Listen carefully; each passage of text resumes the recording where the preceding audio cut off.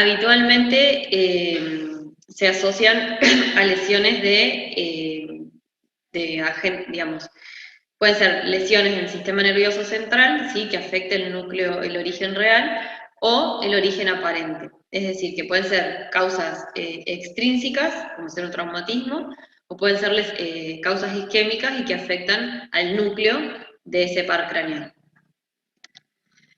Para que recuerden en anatomía, o sea, tienen que recordar y saberlo que los pares craneales tienen dos orígenes, uno real y uno aparente. Es decir, que de acuerdo a dónde esté la lesión va a ser la manifestación clínica que va a presentar el paciente.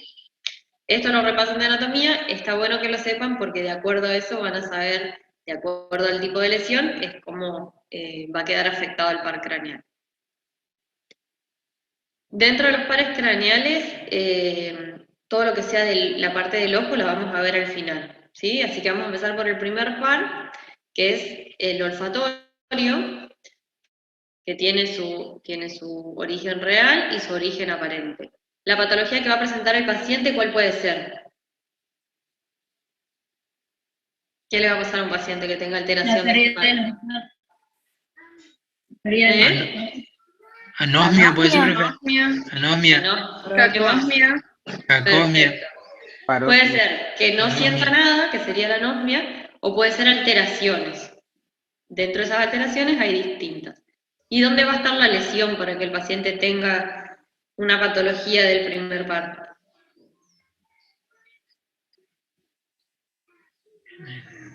En los receptores o en bulbo olfatório. Bulbo olfatorio, profe. Bien, perfecto. ¿Sí? Entonces, cuando tengo patologías que afecten o que estén en la zona del bulbo olfatorio, voy a tener lesión del primer par. Estamos a decir que no solo me voy a quedar con que el paciente tiene alteración del olfato, sino que tengo que buscar lesiones a nivel central en esa región. ¿Estamos? Después dijimos que todos los pares del ojo los vamos a ver juntos al final, así que seguimos con el quinto par. ¿Qué función tiene el quinto par?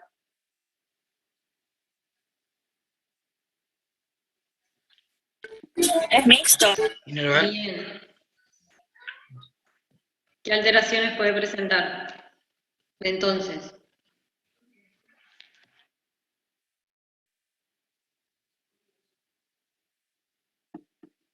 ¿alguien? Una debilidad en los músculos de la masticación, por ejemplo. Bien, perfecto. Debilidad para masticar, para abrir y cerrar la boca, pérdida de la fuerza. Y en cuanto a lo que es sensibilidad, sensibilidad de la cara. ¿Sí? De acuerdo a la altura, sensibilidad de la cara. Lo mismo. Quinto par tiene su origen real y su origen aparente. De acuerdo a donde esté la lesión, va a ser bien la semiología. Sexto par corresponde al ojo, así que pasamos al séptimo par. ¿El séptimo par qué función tiene? Mixto La también. mímica, profe. Muscular. Tienen todo escrito ahí. Bien. Tiene función mixta. Por un lado tiene la parte motora. Sí. ¿Qué más? ¿Por qué es mixto? ¿Qué otra función tiene? Sensitivo, La sensibilidad porque de la cara. Sensibilidad a la...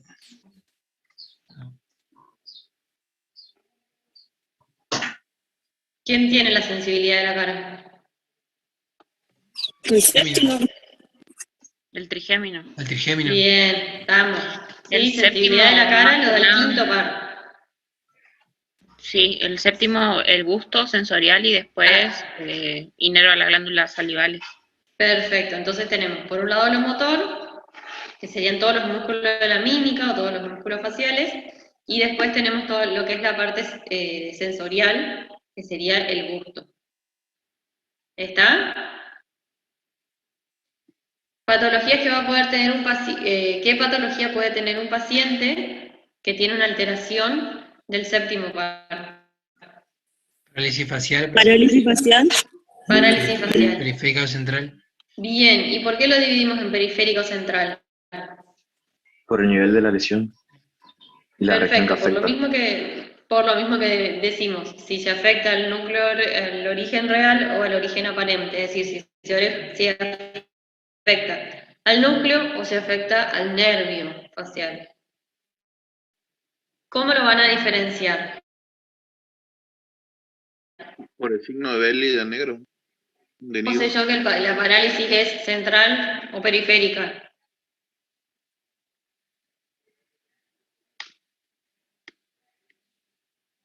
¿Se acuerdan? Pero puede ser que la parálisis periférica sea de la mitad superior de la cara y la central, perdón.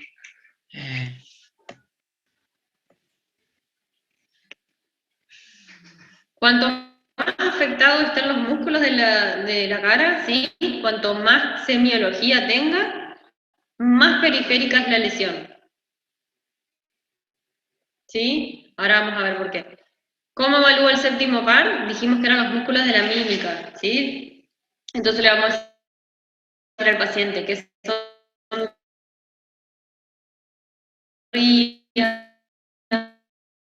que infle lo fuerza para mover los diferentes músculos faciales. Dijimos que cuanto más compromiso tenga el paciente, más periférica es la lesión. ¿Por qué sería esto? Cuanto la lesión es decimos que la lesión es periférica, ¿sí? Va a afectar al nervio facial directamente. Mientras que si la lesión es central, va a afectar el origen. Pero hay que recordar que el nervio facial se decusa, es decir, que tiene fibras de ambos lados. Es decir, que el nervio facial va a estar compuesto por ramas tanto de izquierda como derecha. Entonces, si yo tengo una lesión a nivel central, parte de ese del nervio facial está sano y parte va a estar enfermo. Entonces la semiología va a ser diferente. Cuanto más periférica sea la lesión, más manifestación clínica va a tener. ¿Por qué? Porque no voy a tener las ramas contralaterales, las ramas que se decusaron sanas. Es decir, que cuanto más afuera está, más expresión va a tener. Es decir, que la semiología de la parálisis facial de tipo periférica tiene compromiso de la hemicara, de la frente, o sea, de la parte superior y de la parte inferior. Mientras que cuando la lesión es de tipo central, solo va a comprometer la parte inferior de la cara. ¿Se entendió? ¿Alguna duda hasta ahí? Sí, por eso se puede alugar la frente, cerrar el ojo. Perfecto, entonces, ¿cómo voy a diferenciar yo? El paciente que tiene una parálisis facial de tipo central va a poder arrugar la frente y va a poder cerrar bien el ojo y va a hacer bien la fuerza. El paciente que tiene una parálisis periférica, como va a tener compromiso de la hemicara, no puede arrugar la frente y la fuerza del ojo está disminuida, está comprometida también. ¿Estamos? Bien, bueno, esto es un cuadro para hacer la diferencia. La parálisis central, bueno, como les dije, tiene las dos ramas, por lo cual el compromiso parece menor, y la parálisis periférica va a comprometer toda la hemicara y puede tener otros síntomas, como ser la otalgia o alteraciones sensitivas. En algunos casos hay lagrimeo, puede haber alteración del gusto, y se puede acompañar con hiperacusia. Por lo general, la instauración es rápida y suele estar precedida por un episodio, o sea, de cuadro de vía aérea superior viral, o también por situaciones de estrés. Mientras que la parálisis facial de tipo central, la causa más común puede ser, por ejemplo, una ACV. ¿Sí? Es diferente el contexto clínico en el que se produce. ¿Alguna duda hasta ahí? ¿Seguimos con el octavo? Doctora, Sí. incluso si es una parálisis central, ¿se puede decir que es un comprometimiento del par 7, de la vía del par 7 o no? No, o sea, el par craneal no es sistema nervioso central. ¿Está? Vos decís que lo que está comprometido es el núcleo de ese nervio, su origen real. Dale, entendí. Gracias. No sé si respondí tu pregunta. Sí, es porque yo pensaba que, Sí, por ejemplo, o sea, que la parálisis, por ejemplo, puede tener... que la ¿Cómo parálisis decís? central era como una lesión de la vía córtico-bulbar, algo así. Y entonces yo Ujú. pensé que estaba relacionada con el séptimo par también, pero no, No, o sea, entonces. lo que se afecta es el origen. O sea, si uno tiene una ACV o una hemorragia en la región donde está el núcleo real del par craneal, o sea, ahí está la afección, pero no corresponde al sistema nervioso central. O sea, por ejemplo, una ACV puede dar compromiso del origen real del par craneal, de acuerdo a la altura donde se produzca. Dale, ahora sí, Y si uno gracias. tiene, por ejemplo, una microhemorragia, una isquemia en esa región, pero obviamente tiene que ser en la región, tiene que ser a nivel del mesencéfalo, de protuberancias, de bulbo, no a nivel de región frontal, región parietal. ¿Estamos? Tiene que ser una lesión en el nivel donde está el núcleo del par craneal, ya sea o el traumatismo o la isquemia. Y en ese caso sería central entonces, ¿o no? Que la parálisis, sí, Dale. o sea, no se confundan el sistema nervioso central con parálisis facial central. No sé si me expliqué. Sí, ahora sí. Gracias. La parálisis central está donde está el núcleo, ¿sí? La parálisis periférica, de donde sale el nervio, ¿sí? De donde emerge, de donde yo lo veo. O sea, una es antes de decusarse y la otra una vez que se decusa. ¿Estamos? Sí, Bueno, gracias. octavo par. ¿Qué función tiene? Coclear y vestibular, profe. Bien, ¿y qué hace el nervio vestibular? Y para examinar El el equilibrio. vestibular, vemos el equilibrio. Podemos hacer la prueba del índice, la maniobra de Romberg, la estrella Babinski. Bien, tiene dos funciones. Por un lado lo que es el equilibrio y por el otro lado la audición. Patologías que vamos a encontrar, trastornos de la audición, el tema de las hipoacusias y alteraciones del equilibrio que las vamos a tener que diferenciar con otras alteraciones del equilibrio, que cuál pueden ser también. ¿Cerebelosas? Cerebelosas. Bien, ¿y qué diferencia voy a tener entre una alteración del equilibrio cerebelosa y de una vestibular?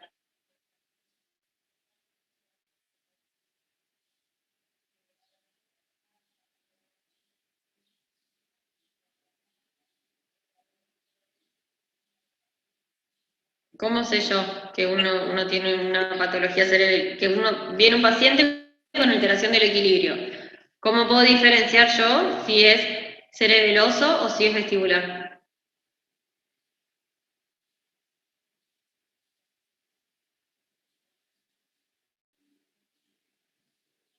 ¿Qué prueba le harían? La de Romberg, y ahí cae del lado de la lesión, si es vestibular. Bien, ¿y qué más? ¿Y la marcha por cómo camina? La marcha, ¿sí? ¿Y qué otra cosa Y en la puedo cerebelosa se tener? pierde hacia los dos lados. ¿Cómo? Puede ser que en la cerebelosa se pierda el equilibrio hacia los dos lados. Sí, bien. La diferencia sería que en la cerebelosa el paciente pierde el equilibrio hacia los dos lados, ¿sí? Tiene una marcha, como así decir, marcha de ebrio se le dice. Mientras que cuando el paciente tiene la patología vestibular, suele lateralizarse o suele inclinarse hacia el lado afectado. Y si le hago la maniobra de Rompers, ¿qué voy a encontrar?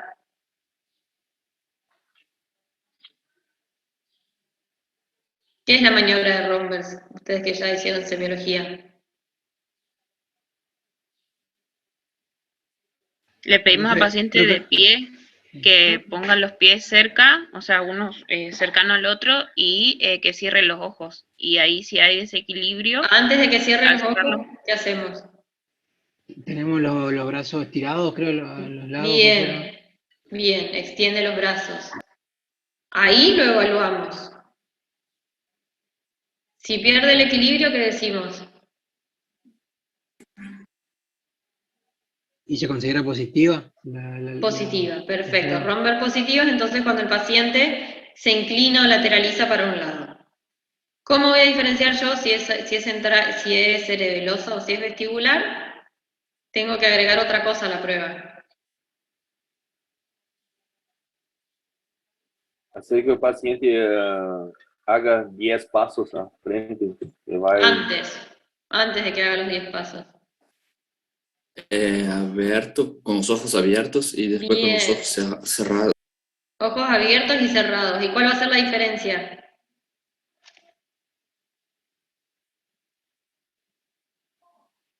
Que con los ojos abiertos puede caminar derecho, pero cuando al cerrar los ojos se inclina.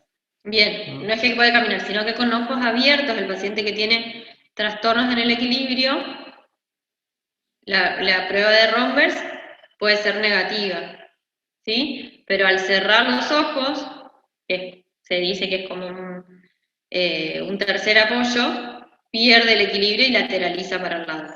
El paciente que tiene alteración del equilibrio de causa cerebelosa, tanto con ojos abiertos como con ojos cerrados, va a lateralizar. ¿Sí? El vestibular en la prueba de Rombers va a ser positiva cuando tiene los ojos cerrados. En la marcha, a diferencia del cerebeloso, va a lateralizar o va a inclinarse hacia un solo lado, que va a ser el lado de la lesión. ¿Se entendió la diferencia? Sí, profe. Bien, es decir, que yo tengo un paciente que tiene alteración del equilibrio o alteración de la marcha, ya con hacer semiología lo veo entrar caminando o con la maniobra de Rombers, ya sé en qué nivel tiene la lesión que altera su equilibrio. Bien. ¿Y qué otra función tiene el octavo par? Más allá del equilibrio. La audición. La audición. ¿Y cómo evaluarían la audición? ¿Puede ser con la prueba del chasquido o de la manecilla del reloj? Bien, prueba lo más casero que hay, chasquear los dedos en cada uno al lado de cada uno de los oídos y evaluar si en alguno se escucha menos o más preciso todavía, colocar un reloj de agujas al lado del oído del paciente y evaluar la audición. ¿Sí? Con eso vamos a saber si tiene hipoacusia, o sea, no si tiene hipoacusia, si no se escucha menos o no de uno de los lados. ¿Sí? Eso sería como lo más casero. Pruebas más específicas o maniobras semiológicas. ¿Cuál sería? Prueba de Schwabach. Lo tienen escrito en el... Las que están ahí, profe. Con el diapasón. Bien, las que están ahí. Prueba de Weber y prueba de Riné, que para esas necesitamos un diapasón. Eso les digo, que tenemos las pruebas un poco más caseras, que es la del chasquear los dedos con las manecillas del reloj, y pruebas específicas son las que voy a utilizar el diapasón. ¿Por qué utilizan un diapasón? Hacer una vibración para ver si el paciente va a sentir la vibración. ¿Cómo? Operação óssea ou sensorial, doutora? Perfecto. Tengo que diferenciar dos tipos de hipoacusia. La neurosensorial o la de conducción, que sería la ósea. Acuérdense que la audición tiene dos vías. ¿Sí? Una que va por todo lo que es la neurosensitiva, que sería el nervio auditivo en sí, y la otra parte de la audición, que es a través de la conducción de los huesos del oído medio, que eran yunque, martillo y estribo. Tengo que evaluar esas dos porciones del oído para saber si la hipoacusia que presenta el paciente va a ser de conducción, es decir, porque hay alguna alteración en el oído medio, o si va a ser de tipo neurosensorial, porque la patología va a estar a nivel del nervio, del oído interno, ¿sí? Que ya sería la parte de la cóclea y del nervio propiamente. ¿Alguno se acuerda cómo son estas maniobras o qué es lo que se intenta evaluar? En la de Weber se evalúa si hay una alteración en la conducción directamente. La vibración lateraliza al lado afectado. Bien. Acá las respuestas, creo que estamos en la siguiente filmina. Bien, las respuestas van a ser lo que es la maniobra de Weber, lo vamos a evaluar hacia dónde lateraliza. ¿Sí? Vamos a decir, lateraliza a un lado o lateraliza al otro. Y la maniobra de Rine, vamos a decir que es Rine positivo o Rine negativo. Antes de que nos mezclemos todo, ¿alguno se acuerda cómo se realiza la maniobra? ¿O qué es lo que debería pasar en un paciente que no tiene patología del nervio? Y, profe, se hace vibrar el diapasón, se pone en el vértice del cráneo y primero se le pide si escucha la vibración. Y ahí se le pide si escucha de los dos lados, o sea, por igual. Y si no, Bien. se dice que está lateralizado hacia el lado donde escucha más. Donde escucha menos, perdón. Bien, ¿si escucha o si siente la vibración? Si siente, claro, la vibración. Bien. En Weber lo que vamos a evaluar es la vibración, es decir, que vamos a evaluar la conducción ósea. ¿Sí? Cuando uno tiene un diapasón y digamos, estimula el diapasón, lo que hace es vibrar. Esa vibración se transmite por todo lo que son los huesos y vamos a percibir la vibración. Si un paciente tiene alterado el oído medio, es decir, que tiene alterado el yunque, estribo, martillo, por X motivo, ¿qué va a pasar? No va a percibir la vibración y se va a percibir del lado sano. Bien, a ver. Yo creo que al revés, profe. Si lo que va a pasar es que exacto, es al revés. Bien. Si yo tengo alterados los huesecillos, ¿sí? Voy a percibir la vibración a través del resto de los huesos del cráneo, ¿sí? Entonces lo voy a percibir más fuerte, ¿sí? Porque la vibración no va a ser transmitida al nervio óptico por los huesecillos del oído medio, sino por todos los huesos del cráneo. Entonces se percibe, ¿sí? O se percibe la vibración, es decir, que los huesos transmiten como más fuerte las vibraciones. Por eso se dice que el lado enfermo es el que transmite la vibración. ¿Estamos? Es decir, que yo coloco un diapasón en un paciente sano, las vibraciones se perciben con igual amplitud en ambos oídos.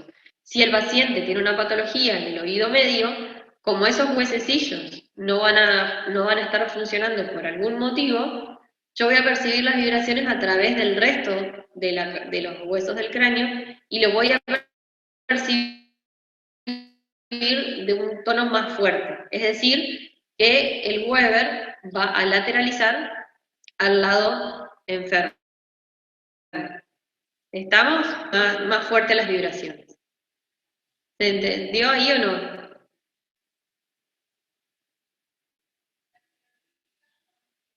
Sí, profe. Bien. Ahora que la prueba de Rine, ¿qué va a evaluar?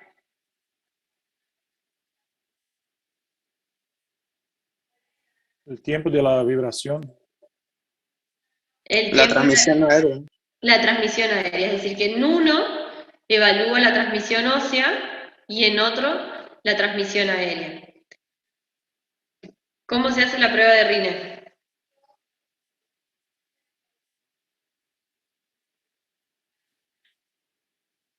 Profe, se pega el diapasón y se lo pone sobre la apófisis mastoides y se le pide al paciente que avise cuando deja de escuchar la vibración. Y ahí a continuación se lo pone en el conducto auditivo externo porque la conducción aérea es mayor que la ósea. Entonces lo normal es que siga escuchando. Bien, entonces, paciente que no tiene patología, la conducción aérea, es decir, la que entra, es de mayor duración comparada con la ósea, ¿sí? Con la vibración. Entonces, un paciente que yo hago vibrar el diapasón, lo coloco en la apófisis mastoide, controlo cuánto tiempo el paciente percibe la vibración e inmediatamente lo pongo al lado del oído externo y evalúo cuánto tiempo escucha el sonido del diapasón. Lo normal es que el tiempo del sonido sea mayor que el tiempo de vibración ósea. Eso sería lo normal. ¿Estamos? ¿Sí?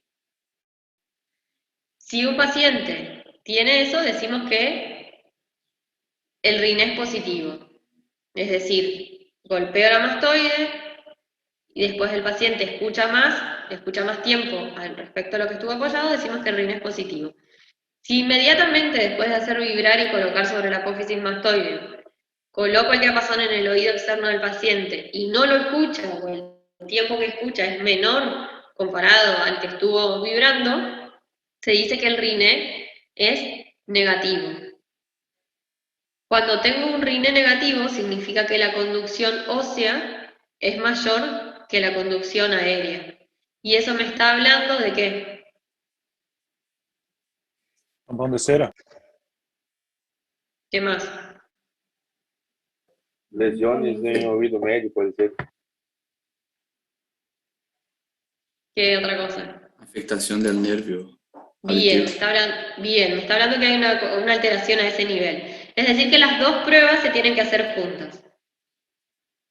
Esto es medio engorroso, o sea, lo importante es que entiendan qué hace cada prueba.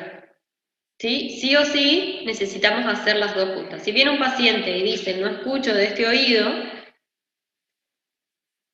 al hacer el Weber, que decimos que vibra el diapasón y evaluamos de qué lado se percibe más la vibración, lo que vamos a saber es si la patología es de conducción o si es neurosensorial. ¿Estamos? Y después con el RINE vamos a completar la prueba, que vamos a evaluar la conducción aérea y la conducción ósea, ¿sí? Sí o sí tienen que ir juntas, de acuerdo a las respuestas que va dando, si es positiva de un lado, si lateraliza hacia el otro, nos va a dar el resultado de la hipoacusia que tiene el paciente. Si es de conducción, si es neurosensitiva o si es de tipo mixto. ¿Sí? Pero esto es lo importante, que hay que entender bien la maniobra para saber interpretar la respuesta del paciente. ¿Alguna pregunta acá? ¿Se entendió más o menos?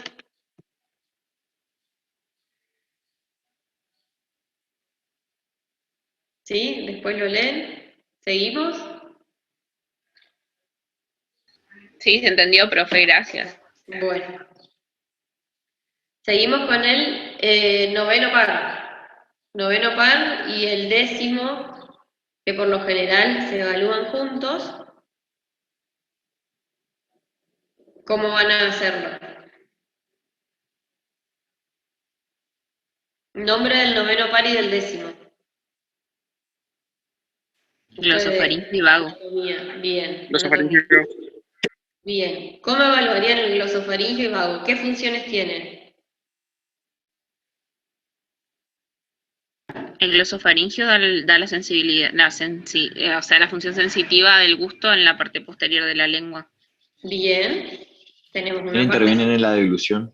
sensorial y después todo lo que es la parte de la deglución, es decir, que es motor y sensorial. Sensorial, lo que es la parte del sabor, lo que es el sabor en la región posterior de la lengua, que más que nada está relacionado a percibir el sabor amargo. Y después tenemos el décimo par, que va a intervenir en lo que es el reflejo nauseoso, elevación del velo del paladar y junto con el noveno par en la deglución. ¿Cuál va a ser la manifestación que va a tener el paciente si tiene patología en este par craneal? Reflejo nauseoso. Reflejo nauseoso disminuido, sí.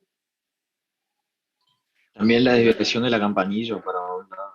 No me acuerdo si era para el lado afectado o para el lado sano. Digamos. Bien, ¿y qué más? Va a haber disfonía. Difonía, perfecto.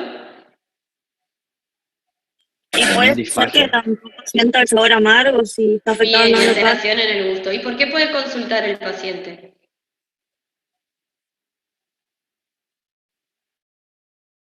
¿Por disfagia? Disfagia sería dolor. ¿Por gusto desagradable puede ser? Sí. O alguna alteración cuando en el gusto no siente el gusto, algunos gustos, sabores determinados. No poder tragar. ¿Qué otra cosa? Si actúa a nivel, o sea, tiene la función del reflejo nauseoso, ¿qué puede tener este paciente? ¿Arcadas? No. Si yo les digo que actúa en la deglución y en el reflejo nauseoso. Profe, puede ser que... ¿Tos, doctora? ¿Tos? ¿Tos? ¿En qué momento va a tener tos? Al tomar un vaso de agua, no sé. Bien, al ingerir alimentos. ¿Por qué? Porque la deglución va a estar alterada, con lo cual pues, el paciente puede tener microaspiraciones. ¿Sí? El reflejo nauseoso va a estar alterado, entonces el paciente mientras come se puede también aspirar. Y el reflejo nauseoso y la tos y la deglución, al estar inhibidos o no funcionar, el paciente sufre estas patologías, o sea, se aspira o se microaspira cuando come. O tiene todo lo que es la alteración para la deglución. Es decir, que el paciente puede venir porque cuando come le provoca tos, o puede ser un paciente que venga con clínica de neumonía, que puede ser neumonía por microaspiraciones. ¿Estamos? ¿Cómo lo evalúan?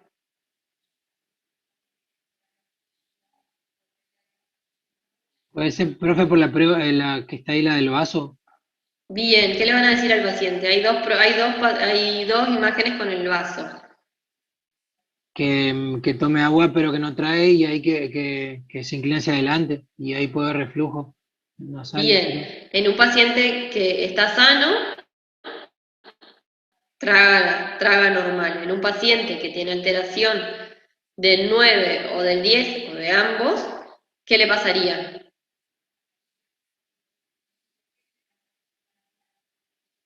Se inclina la cabeza para tragar. Reflujo, digamos. Reflujo. Nasal. Reflujo nasal. Bien, tendría reflujo sí, por la nariz más que nada. ¿Y si le provoco el reflejo nauseoso con el baja lengua? ¿Estaría ausente?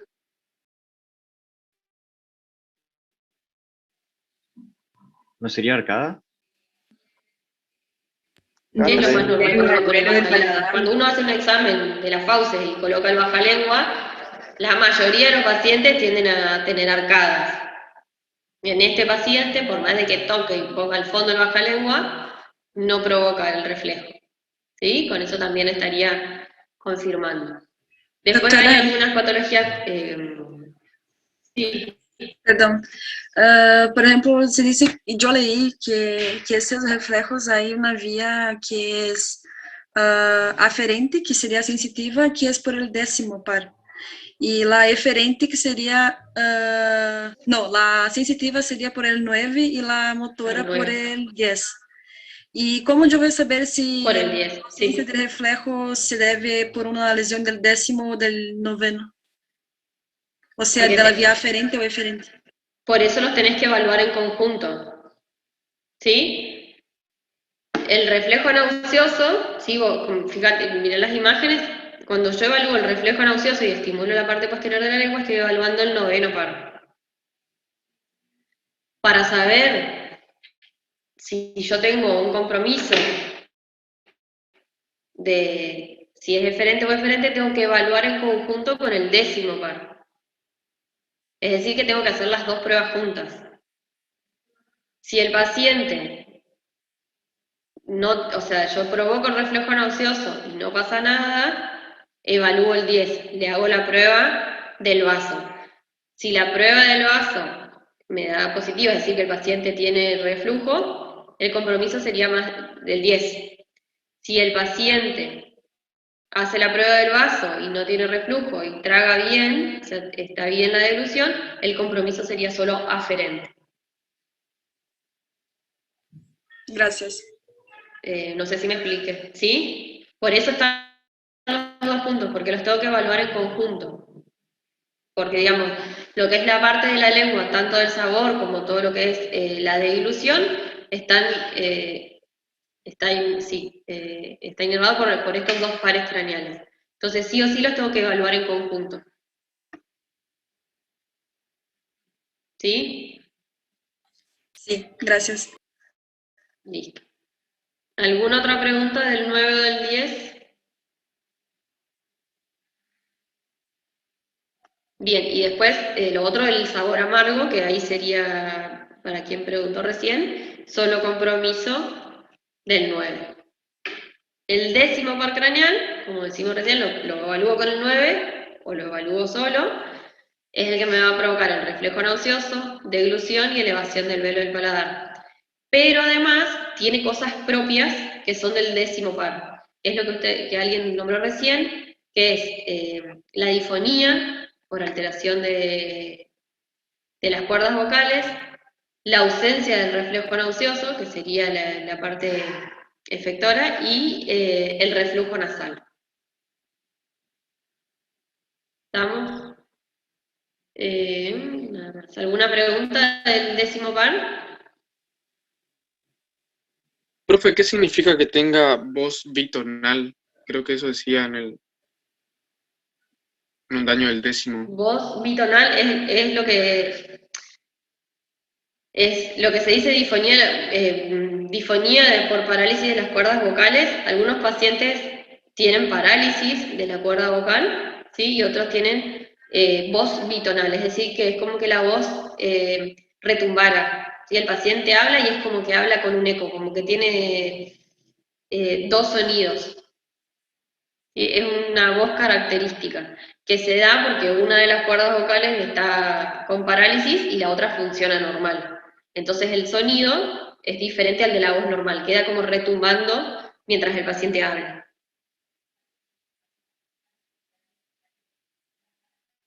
¿Estamos?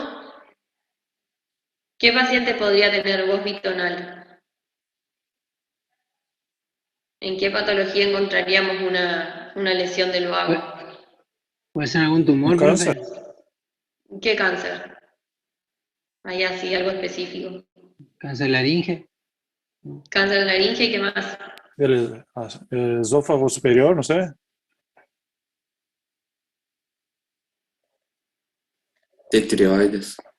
Tienen que saber para esto el recorrido del nervio vago. Acuérdense, tenía su origen real, su origen aparente, y el nervio vago ingresa al tórax, ¿sí? Pasa por todo lo que es pasa por toda la región, ingresa al tórax. Es decir, que lesiones o, por ejemplo, tumores que estén en lo que es laringe y vértice del pulmón pueden comprometer al vago o a ramas del nervio vago y dar patologías, ¿sí?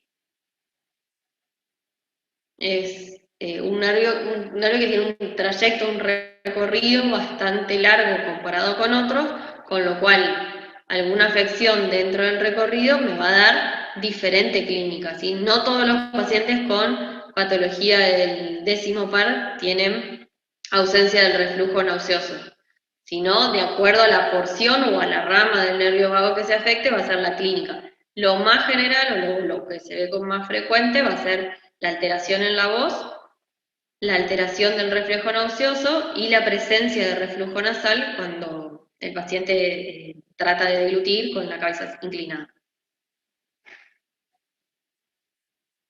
¿Dudas o preguntas? Seguimos. Par número 11, ¿qué función tiene? Motora, para el esternocleidomastoide y el trapecio. Bien, este era facilísimo, tiene más que nada función motora, y lo que vamos a evaluar es la resistencia o la fuerza que tiene el paciente, o sea, cuando nosotros ejercemos, tiene que contraer, hacemos lateralizar la cabeza, girar la cabeza o elevar los hombros y evaluamos la resistencia. Es que tenga dificultad para girar o dificultad para elevar los hombros. ¿Alguna duda acá? Este es muy simple. Y después el par número 12 es el hipogloso. ¿Qué función tiene? Motora también. Es exclusivamente motor, ¿sí? Y va a estar encargado de lo que es músculos de la lengua. Vamos a evaluar, acá como ven en la foto, como en la imagen, podemos evaluar si el paciente moviliza la lengua hacia un lado, hacia el otro, arriba y abajo, y podemos evaluar también la fuerza que tiene, haciéndola contrarrestar con un baja lengua o con un hisopo, como muestra la foto, y evaluamos siempre de un lado y del otro. ¿Se entendió hasta ahí? Sí, profe. Sí. ¿Alguna duda de los pares craneales que vimos hasta ahora? Entonces, lo importante que tienen que saber, como les dije la otra vez, para lo que es neuro hay que recordar anatomía, pares craneales, su origen real, su origen aparente, en algunos casos el trayecto que tienen, y de acuerdo a eso voy a saber la patología, siempre sabiendo si su función es motora, sensitiva, sensorial, o si es mixta. Bien, y ahora vamos a pasar a los pares craneales que nos quedaron pendientes, que son todo lo que respecta al ojo. ¿Qué pares craneales incluiríamos? 2, 3, 4 y 6. 2, 3, 4 y 6. Perfecto. Segundo par, ¿qué funciones tienen? Dentro de lo que es el segundo par tengo que evaluar varias cosas. Si el paciente ve, cómo ve el paciente, de qué color ve el paciente y después el fondo de ojos. ¿Sí? Es decir, agudeza visual, campimetría, la visión de colores y bueno, y el fondo de ojos. Visión normal. Lo clásico es evaluar es con la tabla, ¿sí? Cada letra, o sea, el paciente se debe colocar a una distancia específica de donde está el panel de las letras, y de acuerdo a hasta qué nivel de letras puede ver, decimos que es la agudeza visual, ¿sí? Esto es para quien tiene la planilla de Shell. Quien no tiene esta planilla, lo otro que puedo hacer es evaluar de una forma más fácil la visión de dedos, o pacientes que no alcanzan a leer, o que no saben las letras, por ejemplo, lo que podemos hacer es evaluar con los dedos, preguntarle cuántos dedos estamos mostrando y que el paciente responda. Si el paciente no llega a ver los dedos porque tiene alterada la visión, podemos hacer visión bulto, es decir, si ve o no ve lo que ponemos adelante de él. Y si no ve eso, lo que le podemos pedir es que sí distingue si hay luz o si hay oscuridad, ¿sí? De acuerdo al grado de agudeza visual.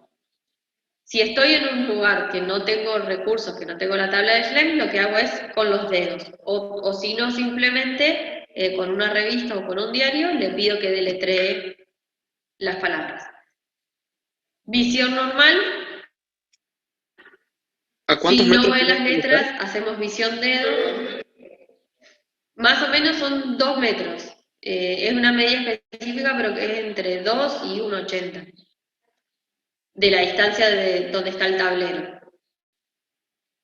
La visión lectura son Visión de 30 dedos, centímetros. visión bulto. Disculpe. La visión sí, la visión del diario no lo vas a Sí, hacer no, en una son 30 revista. centímetros, La tengo visión anotado. lectura es menor. Sí, es entre 25 a 30 centímetros la distancia. Si no, después con el panel obviamente es más lejos. Si el paciente no ve ninguna de las letras, le hacemos visión de dedos, visión de bulto o visión de luz. De acuerdo a eso es el grado de agudeza visual. Lo otro que evaluamos es la campimetría, es decir, que el paciente puede ver, pero puede haber sectores de su visión que tengan anopsias, ¿sí? ¿Qué evaluamos cuando evaluamos si tiene el paciente la campimetría? Lo que evaluamos en sí es el nervio, el nervio óptico, ¿dónde inicia?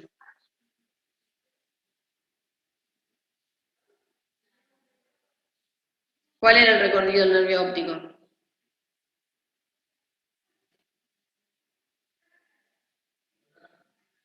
¿Alguien que se acuerde? Y comienzan los conos y bastones. ¿Y cómo sigue? ¿Conos y bastones de dónde? De la retina. Bien.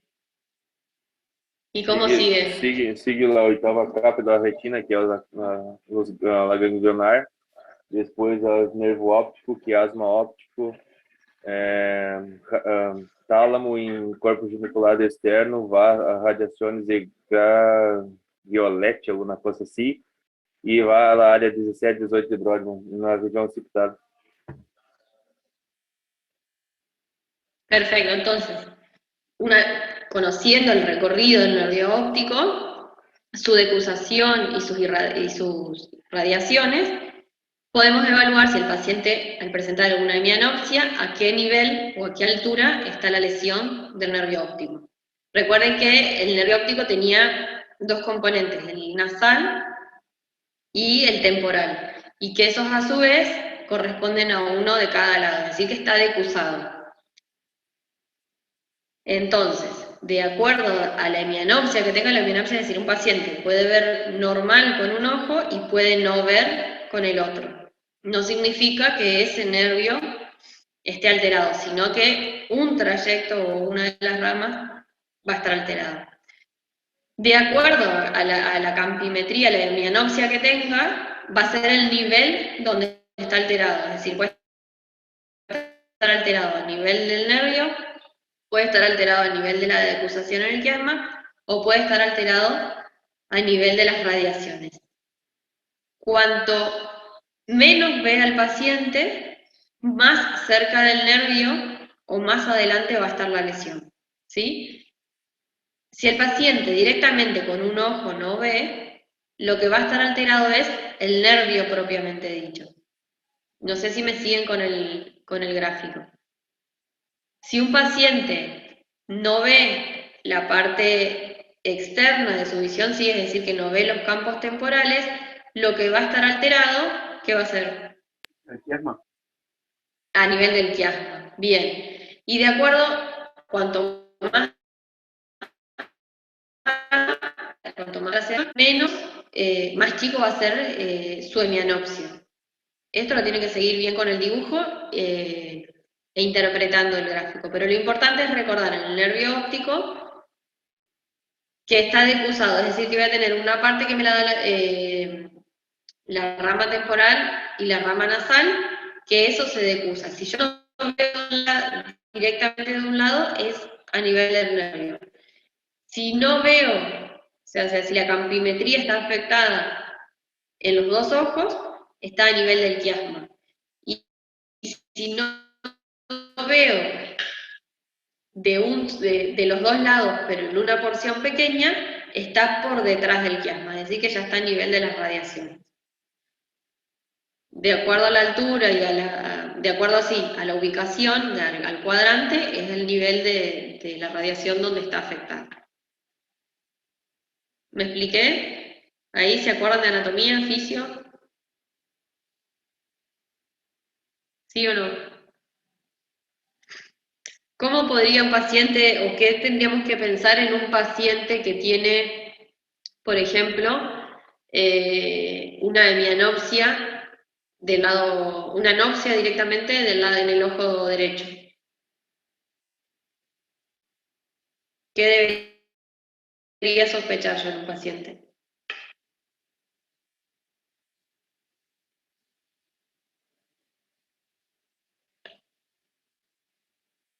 Si es una anopsia completa en el ojo derecho sería a nivel del nervio, ¿no? A nivel del nervio. Bien, ¿qué patología podría tener el paciente?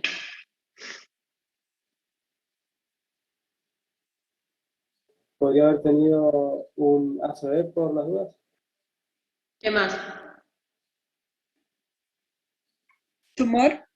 Un tumor, un traumatismo, ¿sí? Algo que comprometa directamente al nervio. ¿Sí?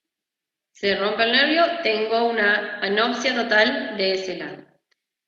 Si un paciente tiene una hemianopsia, ¿qué pienso? Yo hago la campimetría, ¿cómo?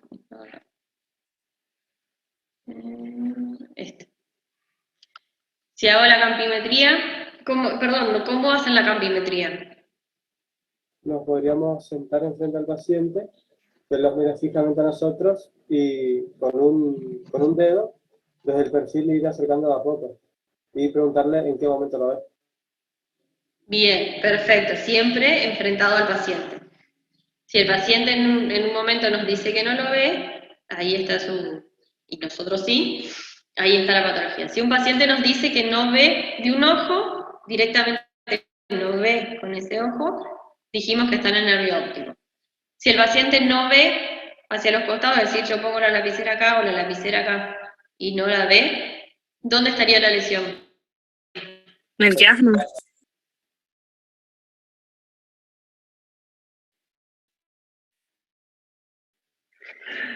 Es decir, que si yo pongo la lapicera acá en el centro la ve, pero si la pongo acá, no ve. Y si pongo acá, no ve.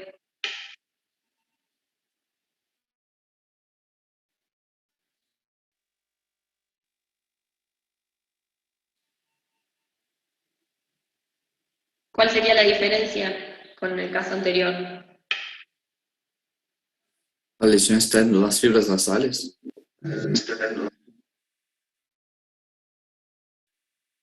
¿La lesión qué? La lesión está en las fibras nasales. Fibras nasales, precisa, por eso están las fibras nasales, por eso no veo a los costados. ¿Y a dónde estaría la lesión entonces? En el quiasma. En el quiasma.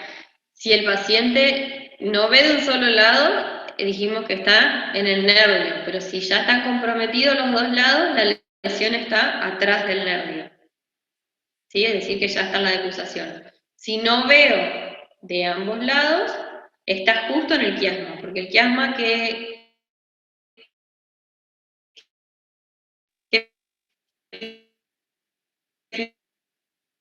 fibras decusaban ahí. Las Acá nasales. es importante que reunía dos ramas, la nasal Las y la nasales. temporal. La temporal, bien, las nasales, las fibras nasales son las que se decusan en el quiasma y las fibras nasales me hacen ver afuera, las fibras temporales me hacen ver el centro. Entonces, si mi paciente no ve a nivel de los laterales, el problema está en las fibras nasales y las fibras nasales se cruzan en el quiasma. ¿Qué patología puede tener este paciente?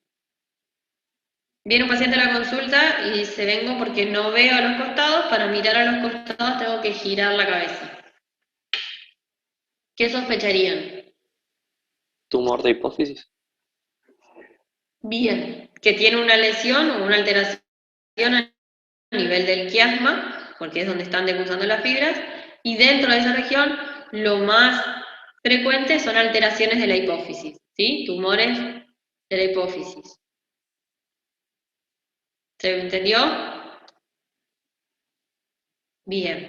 Ahora, si el paciente no ve, o sea, hacemos la campimetría, cuanto más atrás esté,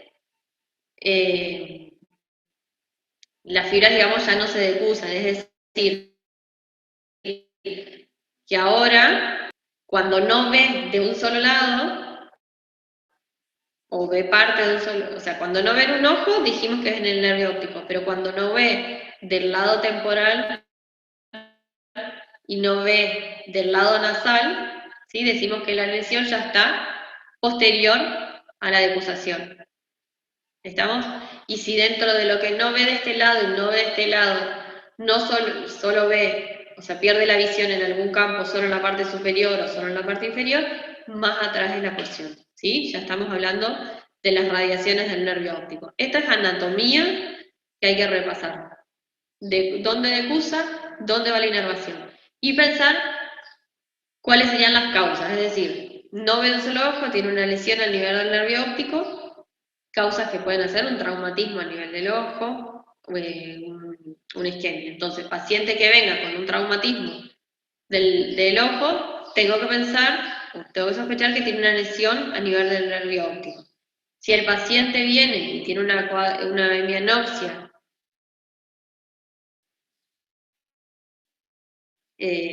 temporal, lo que tengo que pensar es quiasma y tengo que sospechar patologías que estén en esa región. Lo más frecuente son alteraciones de la glándula hipófisis. Y más atrás, bueno, puede estar asociado a isquemias que afecten o que comprometan las radiaciones y me den esas hemianopsias o cuadrantopsias que manifiesta el paciente.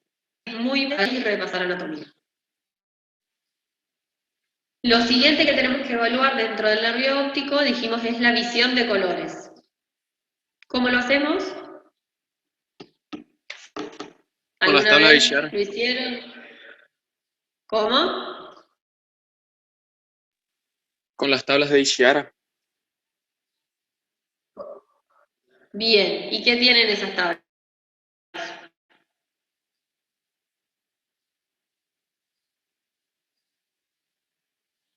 ¿O qué evaluamos? Visión, colores. Evaluamos la visión de color, ¿sí? Antes colores. ¿Y qué tiene que distinguir el paciente? Todos ven acá. Tiene que ver los números Tiene que en cada distinguir los dibujo. números, Los números, profe. todos ven los círculos.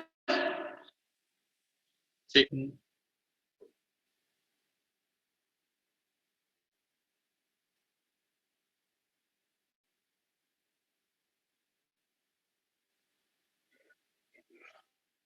Bien.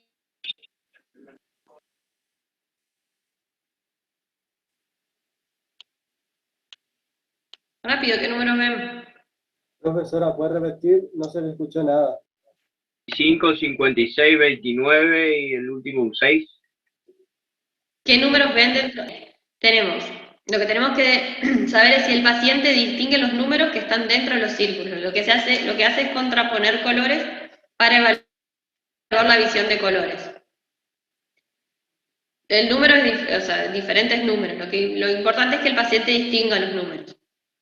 Si no los distingue, estamos viendo que hay una alteración en la visión de colores y eso se llama daltonismo. ¿Qué pasa con el paciente que tiene daltonismo? Tiene una alteración al percibir los colores. Los colores primarios, rojo, amarillo y azul, el paciente los distingue como azul, amarillo y amarillo oscuro o beige. Y a partir de eso, ¿se acuerdan que con los colores primarios se forma el resto de los colores? Entonces el paciente, al tener alterado la visión de esos colores primarios, el resto de los colores también se ve afectado. Y solo va a poder los colores en esa gama, entre azul y beige. Esos son los únicos colores que percibe el paciente. Los números que están dentro del círculo no los puede distinguir, porque no son ni el azul, ni el amarillo, ni el beige. ¿Se entendió?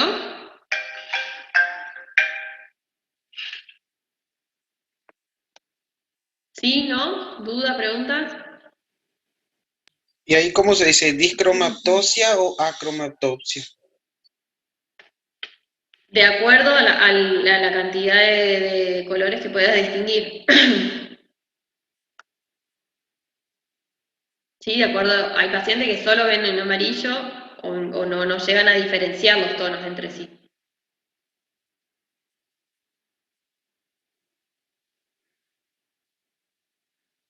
¿Está? Sí. Sí, o sea, de acuerdo a la... puede tener alteración de los colores primarios, de los colores secundarios, de los colores terciarios. El daltónico es el que no, digamos, no, el que ve solamente en esos 3 tonos. Después hay un intermedio y ahí entran los diferentes nombres. Digamos, el daltónico es el que ve en esos 3 tonos. Después hay pacientes que no pueden distinguir, por ejemplo, un amarillo de un naranja, o entre el lila y el azul, ahí se confunden. El daltónico solo ven esos colores. Por eso, los gráficos no son en un solo color, sino que va evaluando los diferentes colores que puede ver el paciente, que puede distinguir. Bien, y lo último, lo otro que tenemos que evaluar al evaluar el segundo par, es el fondo de ojo. Dentro del fondo de ojo, ¿alguna vez hicieron, o saben qué es lo que tenemos que evaluar?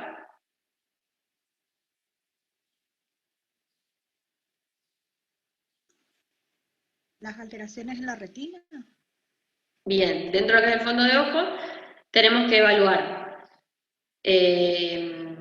la retina, ¿sí? ¿Que la retina qué sería?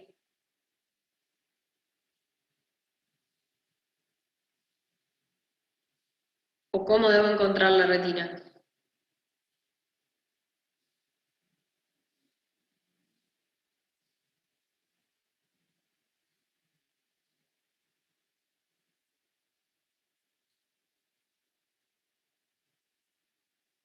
Bien, dentro de lo que es el fondo de ojo, que sería toda esta imagen, voy a encontrar una cosa que se llama fobia o mácula, que es un punto ciego, por así decir, que no tiene vasos periféricos. Y después lo que van a encontrar es otra excavación, ¿sí? Que sería una excavación fisiológica, que es el origen de la retina, de donde salen todos los conos y bastones. Lo que tengo que evaluar es que esa excavación fisiológica, la que es, digamos, el origen del nervio óptico, sea una circunferencia de bordes delimitados, que sea prolija. Después lo que tengo que evaluar son los vasos, que van a ser las venas y las arterias. Dentro de todo esto van a tener venas nasales superiores e inferiores y arterias nasal superior e inferior. A simple vista lo que tengo que ver es que esté la fobia o el punto ciego, la papila del nervio óptico, que sea de bordes delimitados, prolijos, que si no es así me está hablando de alguna patología, y después los vasos, que van a ser arteriales o venosos, superiores o inferiores, y lo que tengo que evaluar es que el trayecto no sea fistuloso o que no sea serpenteante, porque me estaría hablando de alguna patología vascular, por ejemplo las hipertensiones o los glaucomas. ¿Me entiende? Y después hay otras patologías que comprometen el ojo, como ser infecciones, donde voy a ver alteración, digamos, puedo encontrar microhemorragias o imágenes de tipo algodonosa que me van a estar hablando de otro tipo de patologías más sistémicas, que van a comprometer al nervio óptico. Pero en el fondo de ojo lo que tengo que evaluar es la papila y los vasos, ¿sí? Que no tengan microtrombos, que no tengan lesiones serpenteantes, y con eso estamos. ¿Alguna pregunta?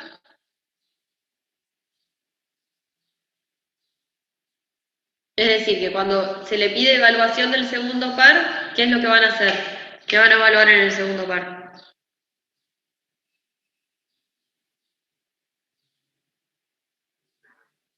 La agudeza, los colores, el campo visual y el fondo de ojo. Bien, las 4 cosas tienen que hacer, ¿sí? Porque muchos dicen evalúa la visión o evalúa la agudeza visual y con eso no alcanza, ¿está? Las 4 cosas se tienen que evaluar en el paciente. Y después pasamos a lo que es la movilidad del ojo, que en esto estaban encargados ¿qué pares craneales? 3, 4 y 6. Bien. Tercer par, ¿qué función tiene? Motora y del reflejo pupilar. Motora, el recto superior. El inferior, el medial. Y después el oblicuo inferior y el elevador del párpado superior. Bien, es el que más músculos inerva. ¿Sí? Inerva todos, menos el recto externo y el oblicuo inferior, incluido el elevador del párpado. Para evaluar la motilidad ocular, lo mismo, me pongo frente al paciente y le pido que siga o el dedo o no sé, una lapicera, y lo tengo que hacer en un orden. Por lo general se empieza desde el centro hacia un hombro, vuelvo al centro, hacia el otro hombro, va hacia arriba, vuelvo al centro y después hacia abajo. Y posterior evalúo los oblicuos. ¿Qué lesiones puedo encontrar? Si es el tercer par, puede estar alterado. El párpado, es decir, que puede estar caído, puede tener una ptosis, o pueden estar alterados los movimientos de los músculos. Si tengo lesión del cuarto par, ¿qué va a referir el paciente? ¿O qué inerva el cuarto par? A diplopia, doutora? Bien. ¿Qué función tiene el cuarto par? El oblicuo mayor inerva. Bien, ¿y hacia dónde me permite mirar? Hacia adentro y hacia arriba. Hacia adentro y hacia abajo. Hacia adentro y hacia... Arriba. Arriba. Hacia arriba. No. Hacia adentro y hacia arriba. No.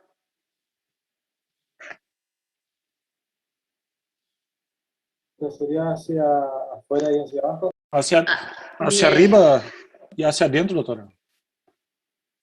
¿Eso sí está sano? Sí. No, si está sano no desvía.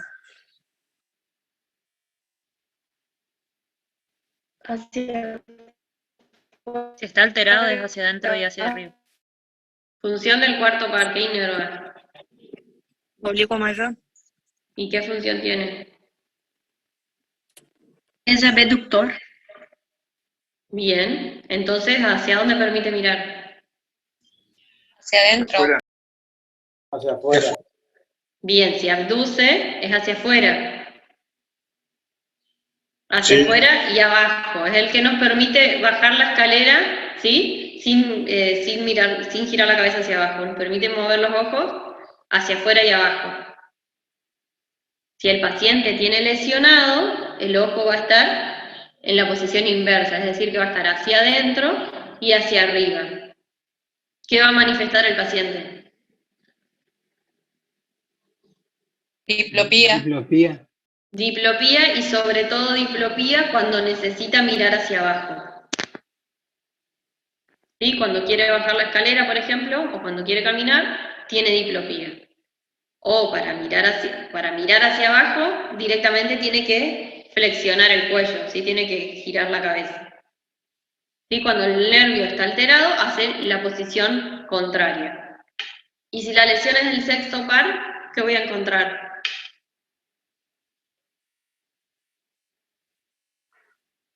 El ojo está desviado hacia La adentro, lesión profe. el ojo desviado hacia abajo. Hacia adentro. Adentro, abajo. El sexto hacia abajo y hacia afuera. ¿Cuál sería la alteración, estoy preguntando, del Para sexto mí, par? desviación hacia adentro, profe. Ojo hacia Bien, ¿y adentro. qué va a referir el paciente? Y también puede ser diplopía, pero horizontal.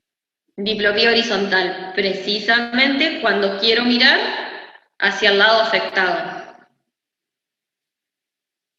Ustedes ven la imagen, la tercera imagen, el ojo, ¿sí? Está lateralizado hacia el lado interno.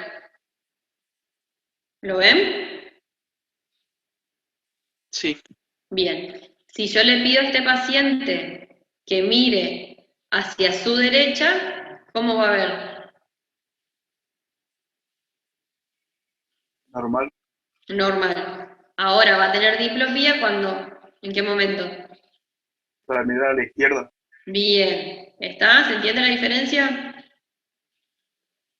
El paciente que tiene lesión en el cuarto par va a manifestar su diplopía más que nada cuando necesite mirar hacia abajo. Esa es la diferencia, ¿sí? Obviamente cuando uno haga las pruebas, el ojo no va a seguir el movimiento, pero la clínica o la consulta es más que nada que tienen una diplopía cuando miran hacia abajo, cuando quieren mirar hacia los costados. ¿Se entiende la diferencia? Sí, profesora. Bien, y en el tercer par, motivo de consulta o lo que vamos a ver va a ser la ptosis palpebral y la alteración de la motilidad ocular más general. En el tercer par no estaría desviado hacia afuera y hacia abajo, profesora. Perdón, pues no escucho. ¿Cómo? En el tercer par, al levantar el párpado, ¿no se le vería desviado hacia afuera y hacia abajo? Sí, de acuerdo al compromiso del par, sí. A veces solo compromete el párpado y a veces compromete el párpado y los rectos. Bien, y lo otro que tenemos que evaluar, ¿qué es dentro del tercer par? La fotosensibilidad. ¿Cómo? Fotosensibilidad. La fotosensibilidad. ¿Y quién se encarga de la fotosensibilidad? Tercer par. Tercer par específicamente, ¿quién? El Nervo Ergen-Westphal. Bien, tiene un núcleo propio que se va a encargar del reflejo pupilar. ¿Cómo hago el reflejo pupilar? ¿O qué sería lo normal al estimular la pupila? Que se contraiga. Que se contraiga, es decir, paciente que yo estimulo con luz, la pupila debe cerrarse. Se hace el reflejo fotomotor, que es estimular la retina, y el reflejo consensual es el que se produce en el ojo no estimulado. ¿Sí? Por eso siempre debo tapar los ojos, para evaluar el fotomotor y para evaluar el consensual. ¿Qué puedo encontrar? ¿Cuál es la respuesta normal?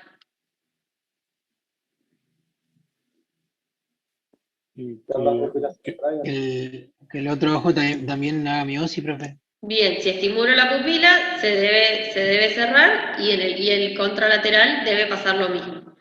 Respuestas que puedo encontrar es isocoria, es decir, que las pupilas estén de igual tamaño y que respondan parejas. Lo que puedo encontrar es miosis, que es un cierre exagerado. ¿Sí? Lo que puedo encontrar es midriasis, es que la dilatación de la pupila, digamos, sea excesiva o que no respondan a la estimulación. Y lo otro que puedo encontrar, a su vez, es que uno corresponde, o sea, que el fotomotor o el consensual estén alterados. De acuerdo a la respuesta, voy a poder evaluar, digamos, de acuerdo a la clínica y la respuesta, puedo evaluar el compromiso del paciente. Lo normal es que las pupilas sean isocóricas. Si el paciente tiene miosis, es decir, que estimulo o sin estimular las pupilas están por demás de cerradas, tengo que pensar más que nada en una intoxicación a nivel central, que se puede dar, por ejemplo, por alguna sobredosis, por algún tipo de droga. Cuando las pupilas están dilatadas, me está hablando también de una lesión o de un compromiso central que puede ser por intoxicación o por hipoxia severa. Y cuando tengo anisocoria, ¿sí? Que es decir, que una pupila está diferente a la otra, una está cerrada y la otra está con midriasis, lo que tengo que evaluar es algún daño específicamente a nivel cerebral o de algún traumatismo. ¿Sí? Cuando tengo las pupilas, las dos responden de la misma forma, pienso en algo sistémico. Cuando hay anisocoria, pienso en una lesión más a nivel del sistema nervioso central, porque dijimos que esto está a cargo de ¿quién? El reflejo pupilar. ¿El tercero? Sí, pero específicamente de quién.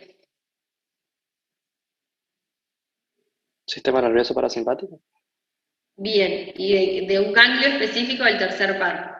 Entonces, bien, entonces si yo el compromiso lo tengo en los dos ojos, pienso que es algo sistémico. Si el compromiso es a nivel de un ojo, pienso que es más local o que es más específico de ese ganglio, es decir, que el daño está precisamente en el ganglio. No sé si me expliqué la diferencia. Sí, profesora, se entendió. ¿Sí?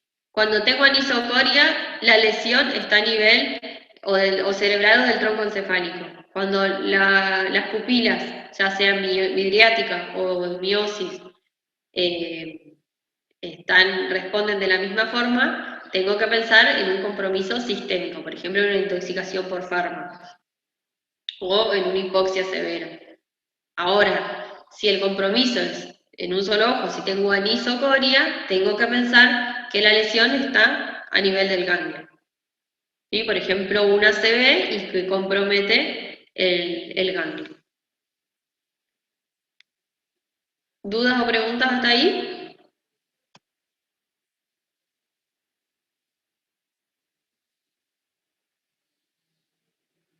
¿Sí? ¿No?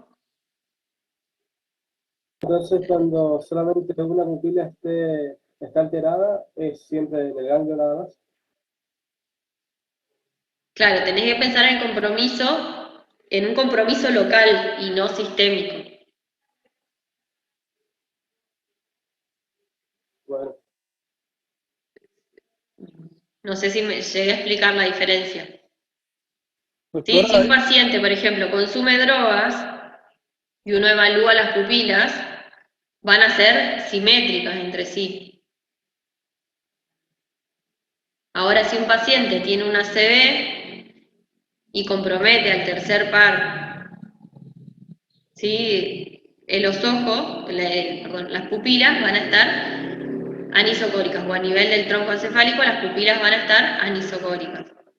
¿Sí? Porque voy a estar comprometiendo directamente a uno de los, o sea, pues tenemos dos tercer par. En ese caso voy a estar comprometiendo a un tercer par. Cuando la patología es sistémica, como puede ser una hipoxia severa, comprometo a los dos pares craneales. Profesora, ¿cada tercer par tiene su ganglio exclusivo o es uno compartido? Sí, cada uno tiene el suyo. doctora, ¿podría explicar el reflejo de acomodación aquel? No sé cómo Y el reflejo de acomodación, que es lo último que nos queda, también exploramos la motilidad del ojo. El reflejo de acomodación es pedirle al paciente que cierre los ojos, colocamos un objeto, que puede ser la lapicera, a una determinada distancia, por ejemplo 20-30 centímetros, y le pedimos al paciente que enfoque. Y el de convergencia, o sea, el reflejo de acomodación, tiene que alinear y ver bien el objeto. ¿Sí? Algunos pacientes pueden tener visión doble o visión borrosa. Y el reflejo de convergencia, acerco el objeto hasta casi 2-3 centímetros adelante de la nariz, y el paciente, o sea, lo que tenemos que evaluar es la motilidad de los ojos y que el paciente refiera que siempre ve el mismo objeto y que no lo ve doble o que no lo ve borroso. Es la otra forma de evaluar la motilidad ocular, precisamente del tercer par. ¿Se entendió? Sí, doctora. Bien. ¿Alguna duda o pregunta? Hasta acá es... Sí. Cuando dijo que la alteración podía ser local, ¿a qué se refería? O sea, ¿en el ganglio? Claro, a ver. A nivel local, a nivel del sistema nervioso central o del tronco del encéfalo.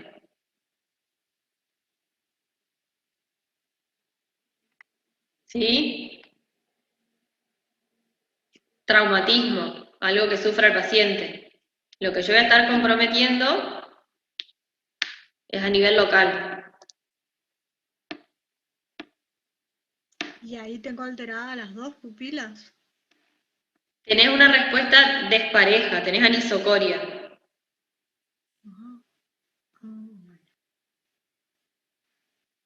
¿Sí?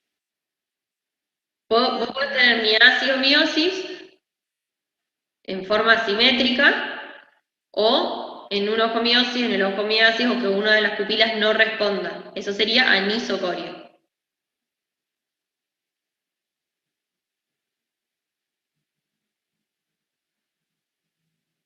¿Se entiende o no?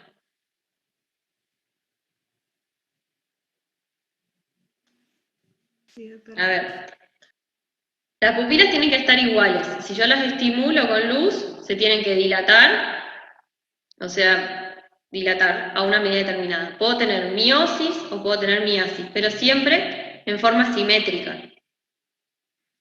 Si yo tengo respuesta desigual o diferente en ambas pupilas, eso se llama anisocoria. Y me está hablando de un daño más estructural en el sistema nervioso central o en el tronco encefálico.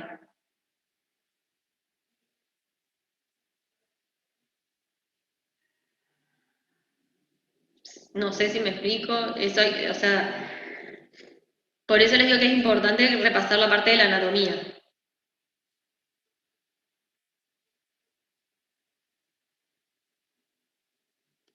A ver, no sé si tienen alguna otra pregunta. Profe, ¿y ahí en la anisocoria los dos reflejos están alterados? Pueden estar los dos, lo importante es que estén desiguales. Ok, gracias. A ver qué me está... No, estoy leyendo el chat, no hay ninguna pregunta, ¿no? Están hablando de que se corta. Alguien pregunta si se puede dejar el power, yo se lo dejo a la doctora Sosa y seguramente ella después les pasa a todos. ¿Qué es lo importante que recuerden de los pares craneales así? Porque son muchos temas, muchos datos. Dentro de los pares craneales es parte del examen neurológico, ¿sí? El examen físico neurológico. A veces, cuando el paciente tiene una lesión específica que compromete al sistema nervioso, hacemos una evaluación exhaustiva, ¿sí? Pacientes que vienen por alguna otra patología, uno lo suele evaluar más rápido el compromiso.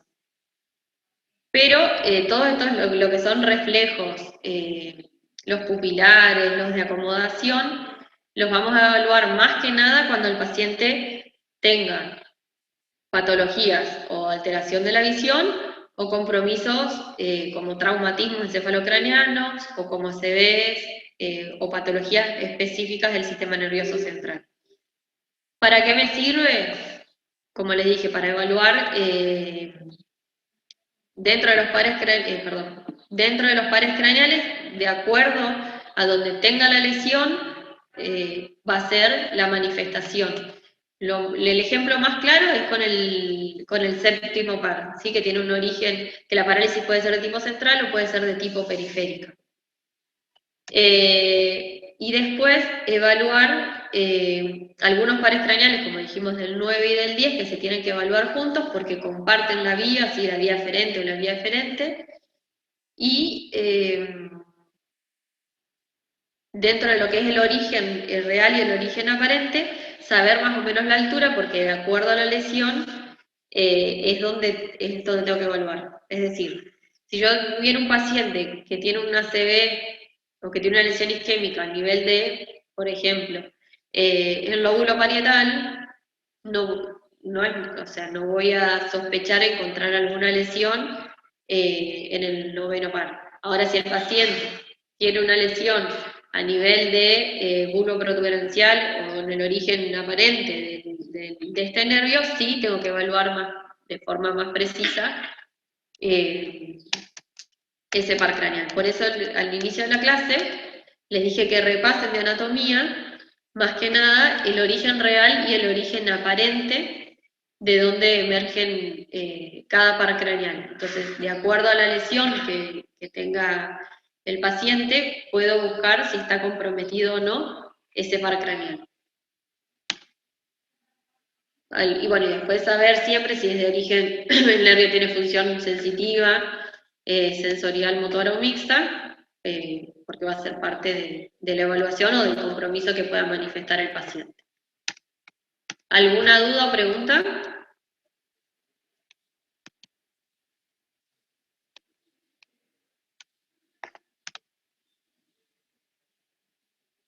¿Estamos hasta acá? Por ahí son muchos datos y a la vez son cosas que se van viendo en otras materias como anatomía, como semiología. Lo que tenemos que hacer en medicina interna es adaptar todo esto al cuadro clínico del paciente. Por eso es importante que tengan en claro la parte anatómica y que tengan en claro las maniobras y qué es lo que estoy evaluando. ¿Sí? O, qué es o cuál sería la respuesta normal que espero encontrar cuando realizo alguna de las pruebas. ¿Alguna duda o pregunta?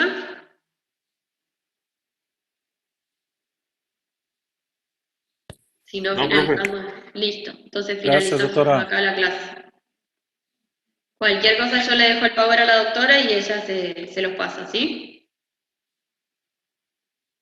Gracias, doctora. Hasta luego.